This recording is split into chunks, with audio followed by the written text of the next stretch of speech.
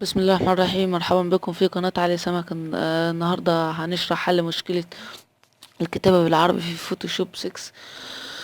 قبل ما نروح للشرح، مش تنسى تعمل ما تنساش تعمل سبسكرايب للقناة او الاشتراك ليصلك كل ما هو جديد. بعد كده نروح على الفوتوشوب.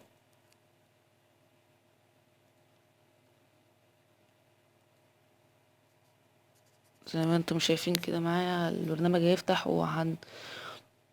وهنعرف ازاي نحل المشكلة دي بسهولة جدا من غير اي تعب في ثواني.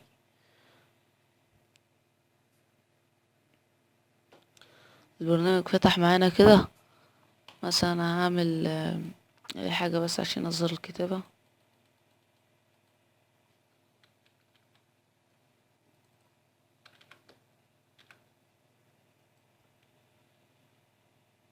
زي ما انتم شايفين كده، مثلا عملت عايز هكتب مثلا بالعربي. بص، عايز اكتب مثلا محمود. بصوا زي ما انتم شايفين كده مش مظبوطة. هنعمل ايه بقى؟ الحلها بقى، هنروح جايين هنضغط كنترول حرف الكي. كنترول كنترول مع حرف الكي. هتظهر معانا النافذة دي.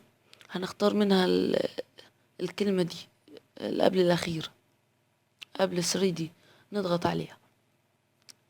هنا مكتوب في خيارين هنا: إيست آسيا وميدل إيستر. هنختار الخيار الثاني ده. ماشي، نضغط عليه كده. أوكي. بعد كده نطلع من البرنامج ونروح البرنامج تاني. نروح البرنامج تاني عشان نتأكد بقى ان كده اتفعلت خلاص مدى الحياة. بتطبق مع اي فوتوشوب يعني عادي. لو بس انت اضغط كنترول كي وبعد كده اختار الكلمة اللي قبل الاخيرة، وبعد كده اختار في اللي تشوز التانية وخلاص. نرجع بقى عشان نكتب تاني نكتب اي حاجة بالعربي. نشوف الحروف بقت ملتصقة ولا لأ. يعني كده نكتب محمود. لا، معلش، عفوا، محمود علي مثلا. كده ظهرت معانا بالعربي، بقت الحروف ملتصقة. اتمنى ان يكون الفيديو عجبكم. لو عجبك الفيديو اعمل لايك وسبسكرايب للقناة واشتراك لمتابعة المزيد. شكرا لكم.